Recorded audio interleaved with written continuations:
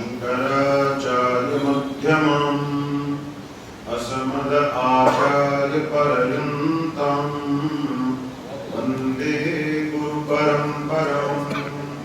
शंकरं शंकराचार्यं केशवं बादरायणं सूत्रभाष्यकृतौ वन्दे भगवन्तो पुनः पुनः। स्मरामि सद्गुरुं दिव्यशान्तमूर्तिं नारायणनन्दनाथ तनुमाश्रितव्यासमूर्तिं श्रुतिस्मृतिपुराणवाङ्गमयरसमूर्तिं सनातनधर्ममय शरीरज्ञानमूर्तिम्। आप लोग मेरे पीछे बोलेंगे शिवाय नमः, शिवाय नमः, शिवाय नमः। श्री शिव महापुराण की इस अष्टम दिवसीय कथा में आज हम प्रवेश करते हैं।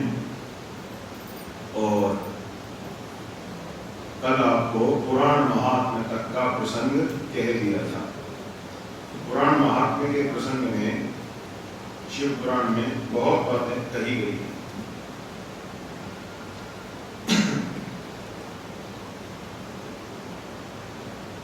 जो मनुष्य, उसी प्रसंग को थोड़ा सा मैंने बचा लिया था क्योंकि अंत में थोड़ा शीघ्रता में हो जाता।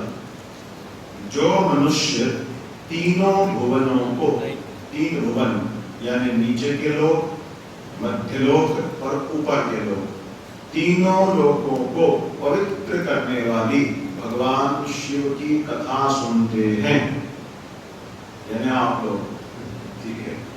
तो यहाँ कहते हैं उन्हें मनुष्य नहीं समझना चाहिए क्योंकि मनुष्यों के बस की बात नहीं है भगवान शिव की कथा सुनना।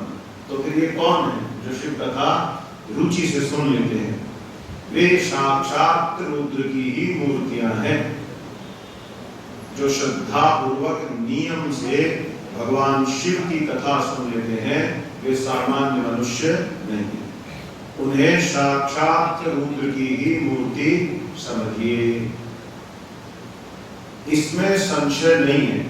मुनियों में शिव जी के उत्तम यश का श्रवण करने वाले तथा उसका कीर्तन करने वाले सत्पुरुषों के चरण कमल की धूलि को ही तीर्थ कहा है।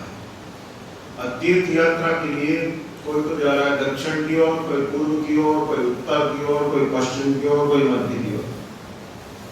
लेकिन जो तत्व को समझते हैं वे कहाँ जाते हैं? तीर्थों के निमित्त। आप जानते हैं, बहुत गहरी बात कही। विचार कीजिए, ऋषियों का कथन है भगवान शिव के उत्तम यश का श्रवण तथा कीर्तन करने वाले, यानी जो शिव जी के ही यश को सुनते हैं और भगवान का एक गुणगान करते हैं, ऐसे जो सत्पुरुष लोग हैं उनके चरण कमलों की जो धूलि है, ऋषियों का कथन है, वही वास्तविक तीर्थ है। बाकी तीर्थ तो जाने कब पवित्र करेंगे, लेकिन तो सद्य पवित्र शिव के ही श्रवण कीर्तन में जो प्राणीरत हैं, शिव के श्रवण कीर्तन के अतिरिक्त जिह्वा में कार्य शेष नहीं है, उनके चरणों की धूलि ही क्या है? वास्तविक तीर्थ है। तीर्थी कुर्वन्ति तीर्थानि, श्रीमद्भागवत। तीर्थ किसे कहते हैं? जो अपनी संगति से सामने वाले को पवित्र कर सके, वही तीर्थ है। जो पवित्रता दे ही नहीं सकता उसे तीर्थ की संज्ञा नहीं दी जा सकती। अब यहां कहा कि शिव का श्रवण कीर्तन। अब प्रश्न है, जो लोग पुराणों को प्रमाण ही नहीं मानते या पुराणों को सत्य ग्रंथ वैदिक शास्त्र मानते ही नहीं, तो वो तो इससे वंचित हो गए। वो तो करेंगे नहीं इसका श्रवण कीर्तन क्योंकि उनको इसमें रुचि होगी नहीं। पूरी फालतू की बातें हैं, इधर उधर की बात। किंतु जिन लोगों ने निष्ठा पूर्वक शिव पुराण का श्रवण किया है अथवा इस ग्रंथ में परिश्रम किया है, वे अनुभव कर सकते हैं ये कोई साधारण बात नहीं है कि शिव पुराण की विद्या को इतना हल्के में नहीं लिया जा सकता।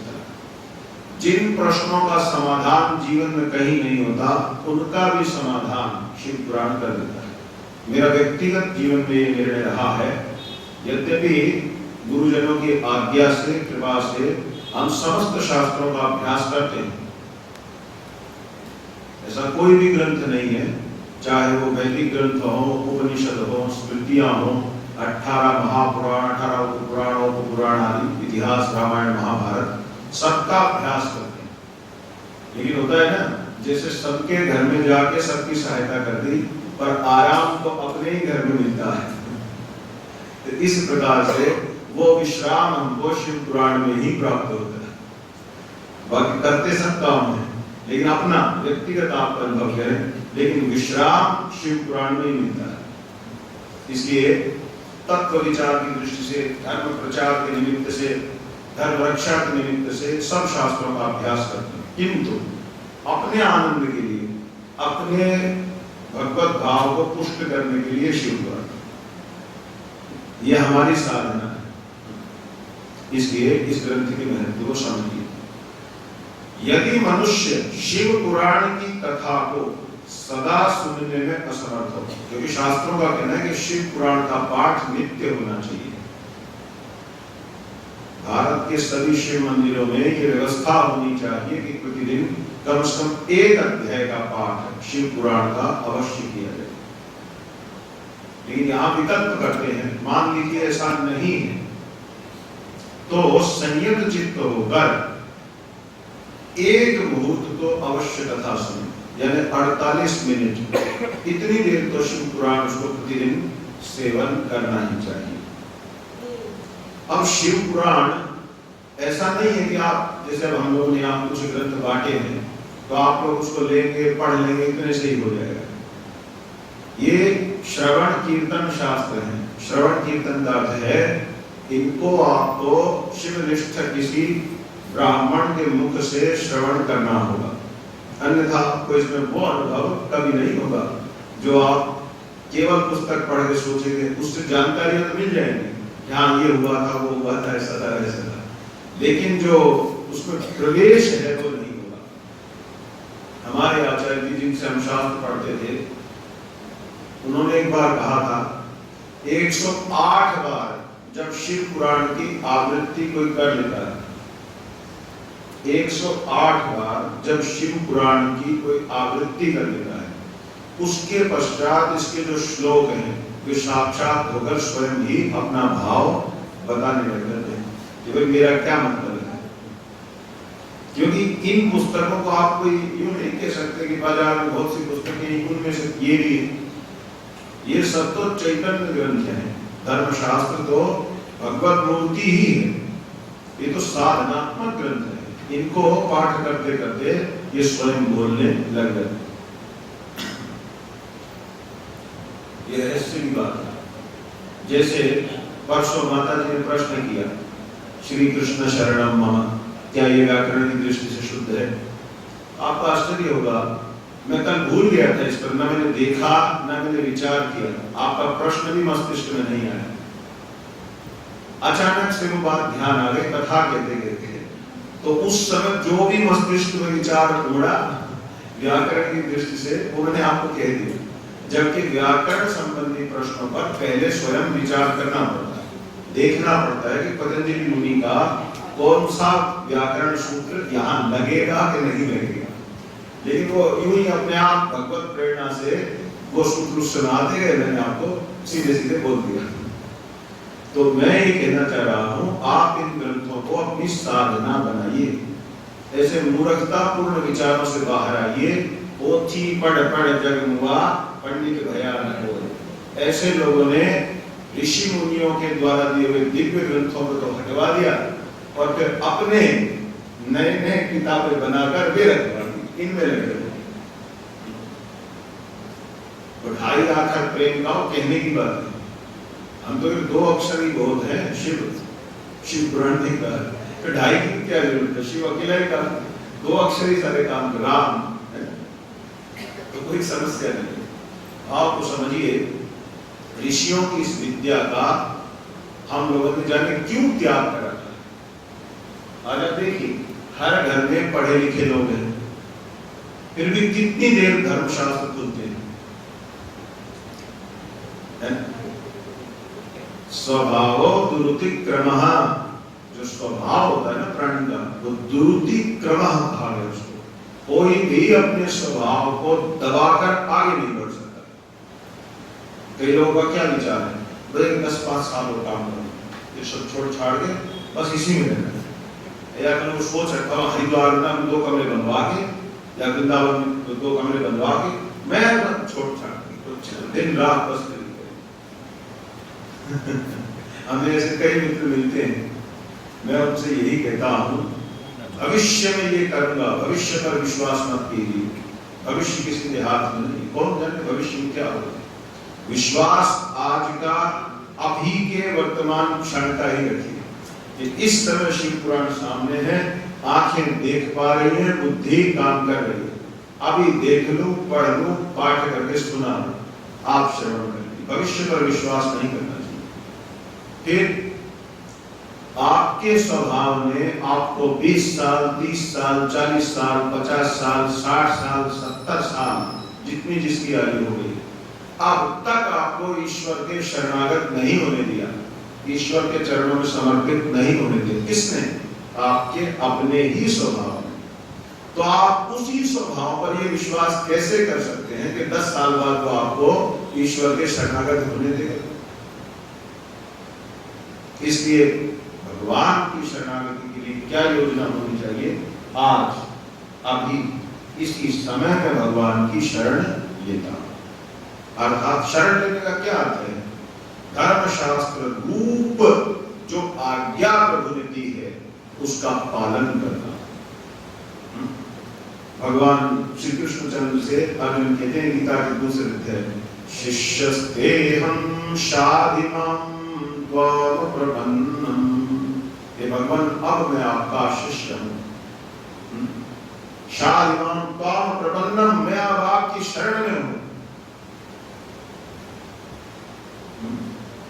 तो भगवान ने क्या किया?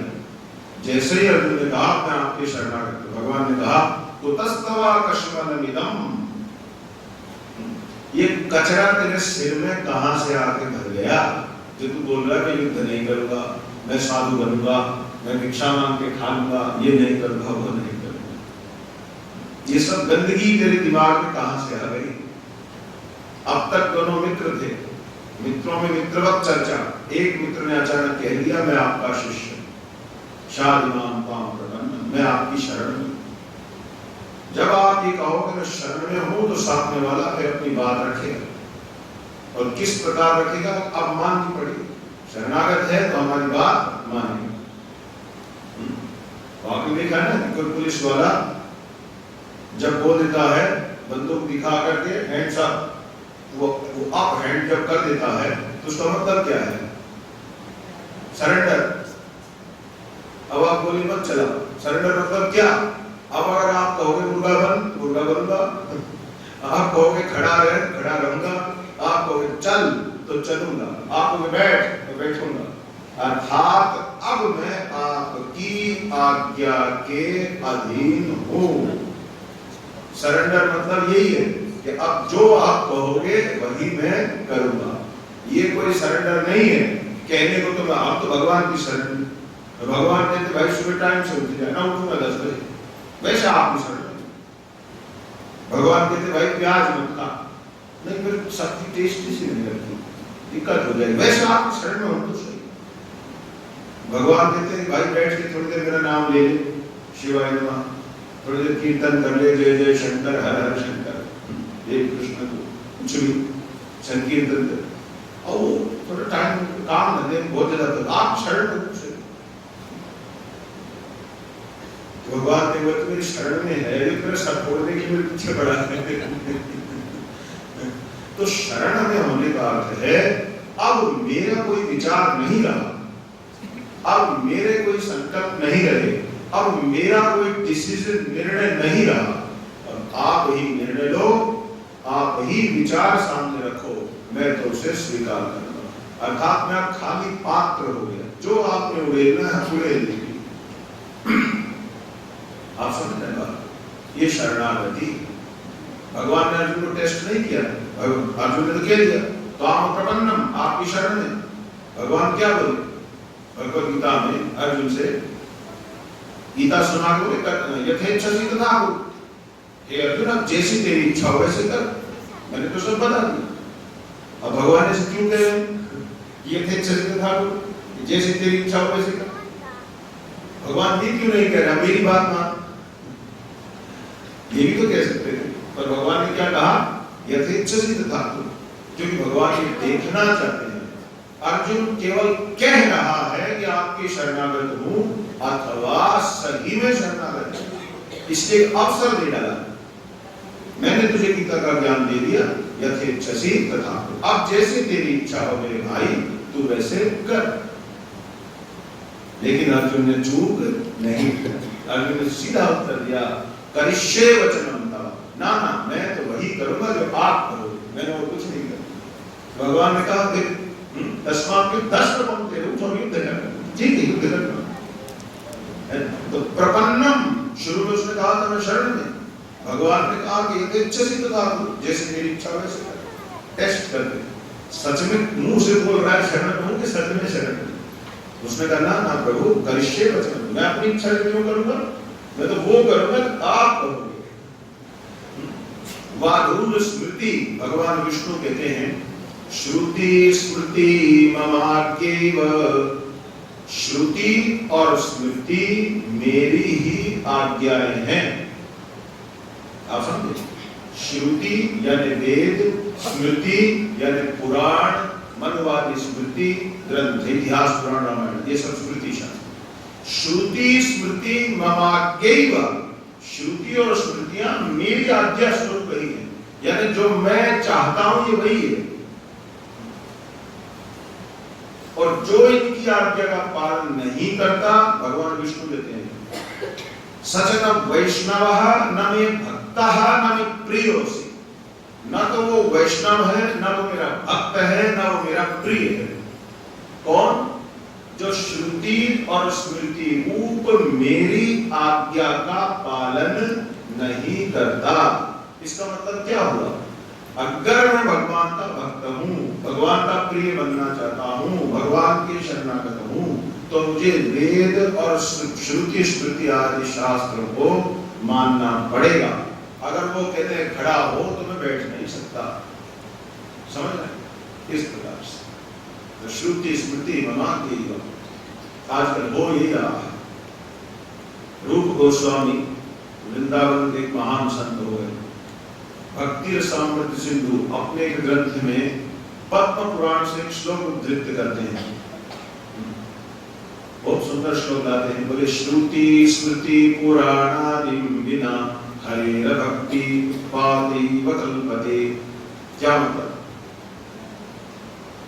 कि श्रुति यानी वेद, स्मृति यानी इतिहास पुराण आदि जो ग्रंथ हैं उनको तो आपने एक और रख दिया, इनको मत बार बार किताब में मत खोला, हर बात का श्लोक मत सुना, श्रुति स्मृति पुराण आदि बिना। और वैसे हम हरि के हरि हना प्रेम में लोग ऐसे रहते ना के लोग वेद की बात मत करो, शास्त्र की बात मत करो, हम तो ठाकुर हमारे प्रेमी, हम प्रेमी, इस तरह की बात है। लेकिन धर्म शास्त्र कहता है, पद्म पुराण का श्लोक कहता है कि आपको एक बात समझनी पड़ेगी। अगर आप श्रुति स्मृति पुराण आदि शास्त्रों को एक और पटक देते हैं और फिर जो तथाकथित हरि भक्ति करते हैं, तो धर्म शास्त्र क्या कहते हैं? वो तथाकथित हरि भक्ति नहीं है, वो समाज में कोरा उत्पात ही मचाएगी। क्या मचाएगी? उत्पात मचाएगी, है ना। ऐसे ब्रज में बहुत से लोग कई बार दिखाई देते हैं, हमारे पास में ब्रज में दिल्ली के सबसे निकट थी, तो लोग पागल कर नाच के कूदते रहते हैं, उनको कोई मतलब नहीं, किसी शास्त्र के सिद्धांत की बात करो कि ये वो, कोई कुछ नहीं, बस सब चलता है। इसी प्रकार से अभी आजकल सावन का महीना चल रहा है तो कावड़ ला रहे लोग। अगर कावड़ वाले चलो कावड़ लाना कोई बात नहीं, भगवान के लिए आप जल ला रहे हो, चढ़ा रहे हो, ठीक है। लेकिन अगर उनसे बैठ के 2 मिनट हम चर्चा करें कि अब बस भक्ति कितनी दिन की होती है, 1 हफ्ते की या फिर बाद में भी कुछ, तो या तो घोषणा कर दो भूत प्रेत हैं, कोई दिक्कत नहीं, महादेव की शरण में भूत प्रेत देते, ये तो कोई प्रश्न नहीं। लेकिन आप कावड़ ला रहे हैं, अच्छी बात है, भगवान शिव की सेवा कर रहे हैं, 7-8 दिन नियमों में बंधे हैं, किंतु शराब पीना, तोड़ फोड़ करना, उत्पात मचाना, तो क्यों ऐसा होता क्यों है? श्रुति स्मृति पुराण आदि बिना, क्योंकि उन्होंने श्रुति स्मृति पुराण आदि शास्त्रों से कोई मतलब नहीं, उनकी अपनी सनक है, 10-5 अपने जैसे इकट्ठे हो गए, बोला यार सरिवा टेम्पो आग लगा दी, आग लगा दी, बुझाने की कोई कहता नहीं, क्या बुझाने लगा देंगे, फूंक देंगे, कोई ये भी कहने वाला है कि हम बुझाएंगे, फूंकने वाले बहुत हो गए, 2-4 बुझाने वाले नहीं, और शोर मचा देते, और वहां हरिद्वार को इतना सड़ा देते हैं कि कुछ ही मत, मैं आपको सत्य कहूं हरिद्वार की सड़कों में चलना मुश्किल हो जाता है, इतने वेश नहीं, मारने तक भी ठीक है, मैं थोड़ा कह रहा हूँ, सड़कों के दोनों किनारों पर जगह जगह मलमूत्र कर देते हैं, उसमें भी विचार नहीं करते कि कम से कम किसी एक स्थान पर तो चले जाओ, नाक पे कपड़ा बांधना पड़ता है, इन 5-7 दिनों में अगर कोई गलती से फंस जाए हरिद्वार में जाना पड़े, इतना बुरा हाल है, मतलब एकदम जानवर भी शायद कुछ मर्यादा रखते हैं और भूल जाते हैं, क्यों हो रहा है?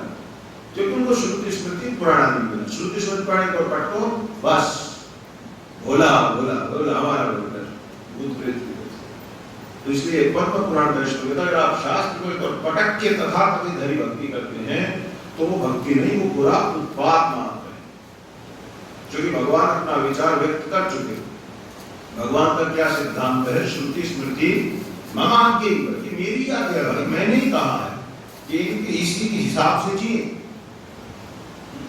अब श्रुति स्मृति तो ये भी कहती है कि मंगलवार को दाढ़ी नहीं बनवानी, नाखून नहीं काटने, तो यही तो फालतू की बात है, हम भी भगवान को मानते हैं, इस बात नहीं भक्ति कर, ये फालतू की बात, ये फालतू की चक्करबाजी में नहीं करते। आजकल ऐसे ही हो रहा है ना, तो कुछ समय पहले जब गाय को लेके बड़ी बात उछली थी तो ऋषि कपूर फिल्मी कलाकार कहता है मैं गोमांस खाता हूँ तो क्या हो गया, मैं भी तो हिंदू हूँ, मुझे अपने हिंदू ने भी कर, पर मैं गाय खाता हूँ, क्यों? क्योंकि श्रुति स्मृति पुराण आदि में ना, श्रुति स्मृति पुराण आदि शास्त्र कह रहे हैं कि गाय को पूजो, राक्षस कह रहा है मैं गाय खाता हूँ फिर भी मैं हिंदू। अब उसको ये नहीं पता हिंदू शब्द का अर्थ क्या होता है, बहुत से लोग तो यही प्रचार करते हैं। बड़े दुख की बात है, जिन वृंदावन के हरे राम हरे कृष्ण संस्थाओं को आप बड़ा भारी कृष्ण प्रेमी मानते हो, जिन दयानंद सरस्वती को आप समाज सुधारक मानते हो, किसी प्रकार से जिनके कारणों शांति के ब्रह्म कुमारी के नाम से प्रचार किया जाता है, राधा स्वामी संस्था, वो कहते हैं हम सबको सबसे सहाय रामकृष्ण ब्रह्मा विष्णु महेश के भी बाप के पास ले जाते थे, छोटे मोटे काल पुत्र, ठीक, कबीरपंथी आदि आदि जितने भी धार्मिक संस्थान में बड़े दुख के साथ कहना पड़ता है, इनके चक्कर में आज लाखों करोड़ों हिंदू हैं। आप इन संस्थाओं में जाकर कभी पूछिए कि हिंदू शब्द पर आपका क्या विचार है। मैं कहता हूँ ये सारे के सारे क्या है, टेप रिकॉर्डर है, कम्युनिस्टों की जो थॉट्स हैं वो कैसेट की तरह इनके मुंह से निकलती है और लोग काम में लेते हैं, गुरु जी बस ये चाहिए, बाबा वाक्यम प्रमाणम, ये हिंदू धर्म नहीं। नहीं फलाने बाबा जी तो ऐसे ही हमारे गुरु जी कहते होंगे भाई विष्णु शंकर को भी कहते आके तब भी क्या फर्क पड़ता है, वेद के वाक्य का ही प्रमाण माना जाएगा। ये सारे जिनके मैंने नाम लिए, इन सबका मानना है कि हिंदू शब्द अपने आप में गलत है। आप पूछ सकते हो, अगर आपको मेरी भी बात पर शंका हो तो आप इनके चेले चक्रों से, संस्थाओं से, इनके साहित्य में देख सकते हैं, ये स्पष्ट कहते हैं कि और आधुनिक जो education hubs, IAS coaching centre etcetera, ये सब भी यही बात कहते हैं कि हिंदू जो शब्द है ये तो मुसलमानों ने दिया है। कैसे दिया? बोले जो सिंधु नदी कश्मीर में लगभग 13-14% और 85-86% पाकिस्तान में। तो ये जो सिंधु नदी है, ये सिंधु नदी के पार वो मुसलमान लोग रहते थे। अब उनको इधर आना होता था, इन्वेडर्स हमले करते थे, हमलावर लूटने आते थे। तो कुछ क्षेत्रीय भाषाई दोष के कारण उनको ह, ये जो अक्षर है, अच्छा हमारी संस्कृत भाषा में जब हम बोलेंगे ना ह, तो हम ह नहीं बोलेंगे, हम क्या बोलना चाहिए? हमको हकार, क्योंकि ह का उच्चारण नहीं हो सकता। जब हम बोलते हैं ह, तो वहां ह प्लस अ दो रहते हैं। व्याकरण की दृष्टि से स्वर रहित व्यंजन का उच्चारण संभव नहीं है। इसलिए हम किस प्रकार से बोलेंगे? अगर मैंने ह अक्षर पर बात करनी है तो मैं बोलूंगा हकार, मुझे ग अक्षर पर कोई चर्चा करनी है तो मैं कहूंगा गकार। सब में कार जोड़ दिया जाएगा, ठीक है? तो कार जोड़ने का क्या अभिप्राय? जिसके बारे में बात कर रहा हूं उसमें और कोई मिलावट नहीं है, बस वही है, आप यूं समझें। तो ये शैली है, इस प्रकार से हम अपने संस्कृत साहित्य आदि में अभ्यास करें। तो अब शब्द था, उनका कहना है कि उधर की भाषा में हा का उच्चारण नहीं, सा का उच्चारण नहीं है, हा बोलते हैं वो सा के स्थान पर। तो वो कहना तो चाहते थे सिंधु, पर उनके मुंह से क्या निकला? क्योंकि उनको सा बोलना नहीं आता। उस उधर की जो भाषा है वहां ये समस्या थी। अच्छा, थोड़ी देर के लिए दुर्जन तोष न्याय से मान लेते हैं, वह ऐसी ही है। तो मतलब इस देश की 30-35 करोड़ जनसंख्या को फिर ये याद नहीं रहा कि हम खुद क्या है। उन्होंने हमको कहा हिंदू, और इस देश में कश्मीर से कन्याकुमारी तक सबने यही कहा कि हाँ हम हिंदू। मतलब एक ही हमला हुआ, उसी में पूरा भारत गुलाम हो गया एक ही डेट पे, और उसी दिन फरमान जारी हो गया हिंदू, और सब बोले हिंदू। और सबके दिमाग में कोई ऐसा इंजेक्शन दिया गया कि इससे पहले हम उनको क्या कहते थे वो गायब। आपको लगता है ऐसा हो सकता है क्या? कितना बेवकूफ बनाया जाता है। अब दूसरी बात, इनका पक्ष है कि उधर में सा का उच्चारण नहीं था। मेरे ख्याल में इनके यहाँ पर जो नाम रखा जाता है सलमान, शायद वो हलमान होना चाहिए, क्योंकि सा तो उनको बोलना नहीं आता, ठीक है? और सऊदी अरेबिया को शायद हाउदी अरेबिया बोलना चाहिए था। ये नाम हमने तो नहीं रखा ना, सऊदी उन्होंने रखा है। और विचार कीजिए, इनके धर्म का क्या नाम है? नहीं, मुसलमान बोलिए, उनको सब बोलना नहीं आता, वही आ रहा हूं। इनके धर्म का क्या नाम हुआ? नहीं, इस्लाम या इस्लाम। तो तोतले अकेले हो गए, ऐसी स्थिति हो गई। कैसे बाल तक किए जाते हैं कि उधर में स का प्रोनाउंसिएशन ही नहीं था, स की जगह हा बोलते थे। इस वजह से वो सिंधु से हिंदू शब्द बन गया, और यही चल रहा है। और भारत के तथाकथित बुद्धिजीवी इसको साइंटिफिक अंडरस्टैंडिंग मानते। और क्या पक्ष है? और पक्ष ये है कि हिंदू शब्द इसलिए भी नहीं मानना चाहिए क्योंकि मुसलमानों के यहाँ जो अरबी शब्दकोश है, तो हमने देखा, तो उसमें लिखा हुआ है कि हिंदू शब्द का अर्थ है काला, चोर, डकैत, लफंगा। ठीक। इसलिए अगर हम हिंदू शब्द को मानेंगे तो एक प्रकार से ये आर्य समाजों का खासकर पक्ष है। अगर हम इस प्रकार से खुद को हिंदू कहेंगे तो एक प्रकार से हम खुद को क्या कह रहे हैं? किस आधार पर? मुस्लिम शब्दकोश के आधार पर। अब हमारा प्रश्न ये है, शब्द हमारा है या उनका है? मुस्लिम शब्दकोश कब बना? सीधी सी बात है, जब मुसलमान धर्म आया उसके बाद बने। और हमारे शब्दकोशों में हिंदू शब्द है, एक तीसरा पक्ष ही है कि हमारे शास्त्रों में शब्द आता नहीं, इसलिए शब्द हमारा नहीं। तीसरा पक्ष, अब इन पर भी थोड़ा विचार होना चाहिए। भविष्य पुराण प्रतिसर्ग पर्व में स्पष्ट रूप से हिंदू शब्द का उल्लेख है, आप नोट कर सकते हैं। भविष्य पुराण प्रतिसर्ग पर्व हिंदू सप्त हिंदवः, ये शब्द का प्रयोग हुआ है। एक, इसके अतिरिक्त कालिका पुराण, जैसे हम शिव पुराण की चर्चा कर रहे हैं, ऐसे एक शास्त्र है कालिका पुराण। कालिका पुराण में हिंदू धर्म प्रलोभतारो, इस प्रकार का वाक्य प्रयोग हुआ है कि हिंदू धर्म का लोप करने वाले म्लेच्छों का जब हाहाकार मचेगा, उस समय अपनी रक्षा के लिए उन्हें विंध्य यानी विंध्यांचल पर्वत की ओर जाना होगा। और वो अलग विषय है कि वहां क्या होगा। हिंदू धर्म प्रलोभतारो यानी हिंदू धर्म, इस शब्द का प्रयोग हो गया। कई लोग कहते हिंदू धर्म नहीं है, सुप्रीम कोर्ट की डेफिनेशन, हिंदू धर्म नहीं है, क्या है? एक जीवन पद्धति है, वे ऑफ लाइफ, ये कोई धर्म नहीं, ये नई समस्या की है। शास्त्र कह रहा है हिंदू धर्म प्रलोभतारो, म्लेच्छा जायते, म्लेच्छों का जन्म होगा जो हिंदू धर्म का लोप करेंगे। स्पष्ट शब्द है हिंदू धर्म प्रलोभतारो, हिंदू धर्म। बताइए और विचार करते, मैंने आपको 3 प्रमाण बोल दिए, कहां कहां से? कालिका पुराण, भविष्य पुराण और तीसरा कहां बोला? 2 तो बोले, हाँ क्यों बोला? 3 बोल मतलब कुछ भी बोलो हाँ क्या, ऐसा नहीं होना चाहिए, सावधान। तीसरा प्रमाण भी है, कहां से? जिसको बहुत ही ऑथेंटिक बुक माना जाता है विद्वानों के बीच में, और वो कौन से ग्रंथ हैं?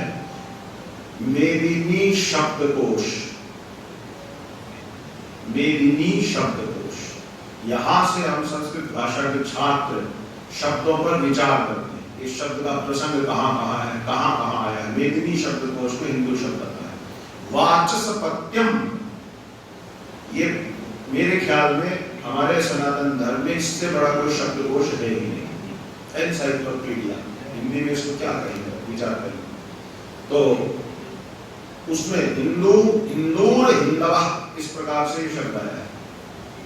हमारे हजारों साल पुराने ग्रंथों में हिंदू शब्द को मैं 15-20 जगह दिखा सकता हूं। और